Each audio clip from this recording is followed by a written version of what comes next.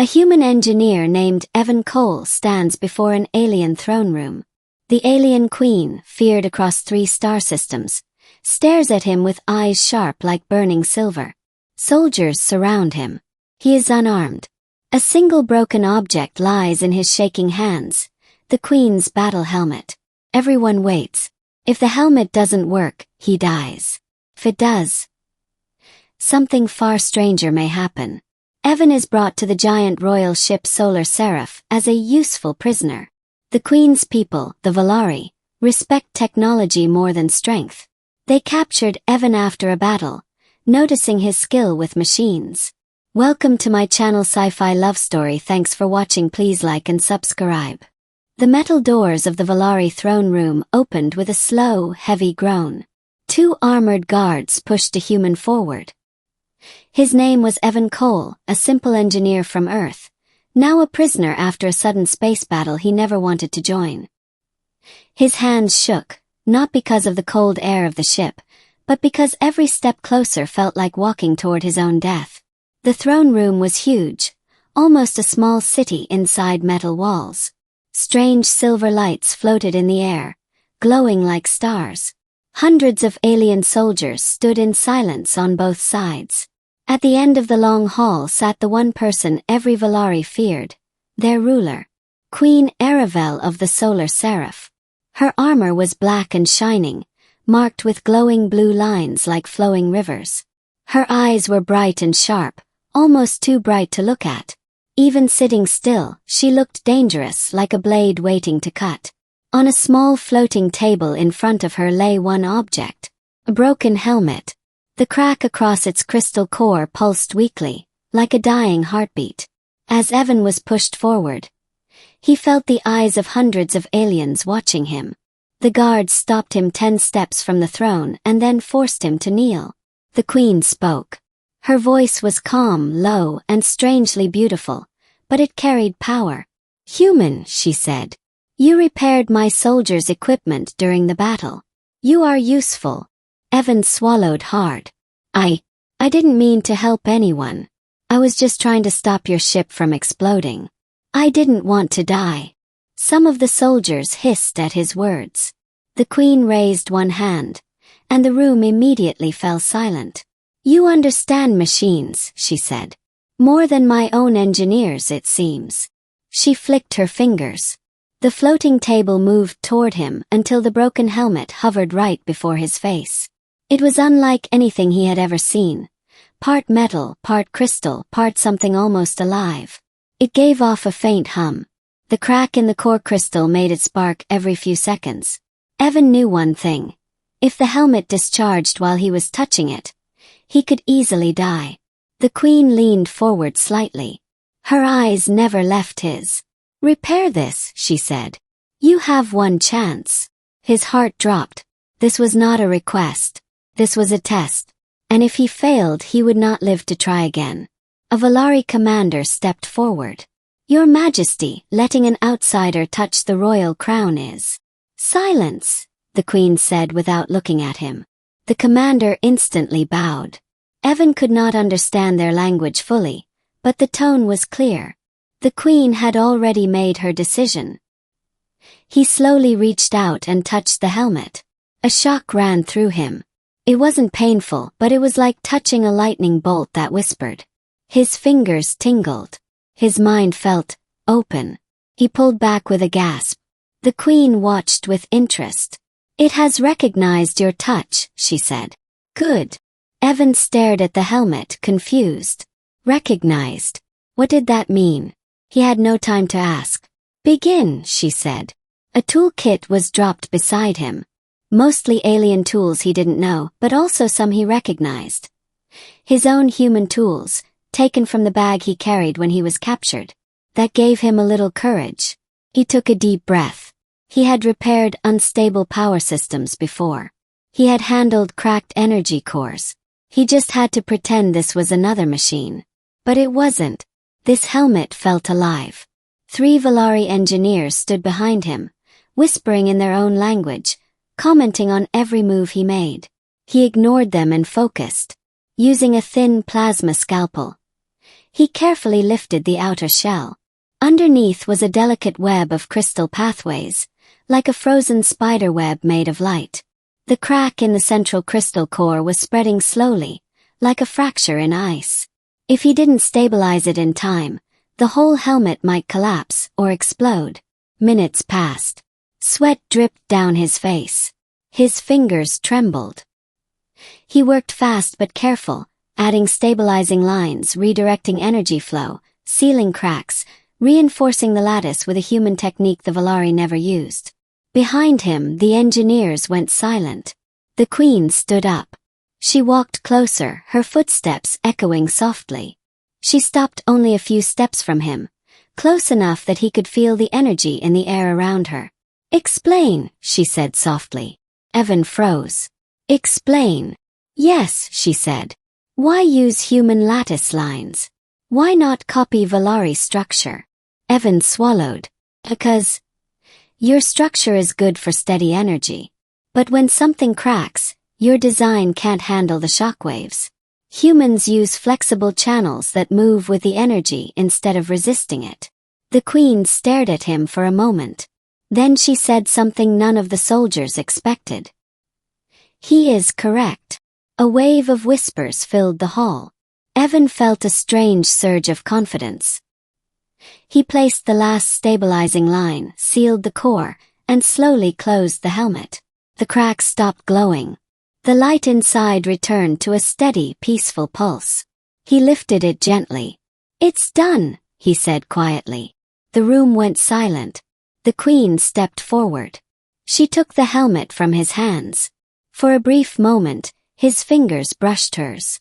Something flashed. Bright, white, silent. Evan's mind filled with a strange sound, like a whispering voice. It wasn't human. It wasn't Velari. Felt like the helmet itself. The Queen's eyes widened. She slowly put on the helmet. It activated perfectly. But then the core glowed brighter, too bright. A pulse of energy shot out, sweeping across the room. Soldiers staggered back. Evan dropped to his knees, clutching his head. For a moment, he heard the Queen's thoughts. And she heard his. When the light faded, the Queen took a slow step toward him. She looked down at him with an expression he had never seen, almost gentle. And then she said a single word. A word that made every Velari fall to their knees in shock. "Groom." Evan blinked. What does that mean?" The Queen's lips curved into a small, dangerous smile. "Prepare him," she said to her guards. "The ritual begins." And without another word, she turned and walked away, leaving Evan trapped, confused, and suddenly tied to a destiny he did not understand. Evan's mind raced as the Queen disappeared down the long, silver hallway. "Groom," he whispered under his breath. The word sounded alien, strange, yet heavy with meaning. He had no idea what it meant, but the reactions of the Velari soldiers told him it was something serious. Terribly serious. A Velari scholar, tall and thin with glowing blue eyes, stepped forward, bowing low. "Human, you have been chosen," he said in a quiet, trembling voice. The word. It means the one bonded to the Queen. The one destined to stand beside her, as her equal in the ritual. Only the groom may participate. Evan blinked. Bonded, ritual.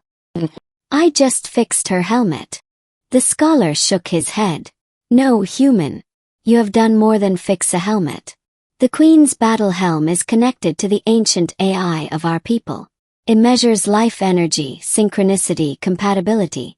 By repairing it, you activated the bond." Evan's stomach sank. "Activated the bond? With me?" "Yes," whispered the scholar. "Your energy. It resonates with hers.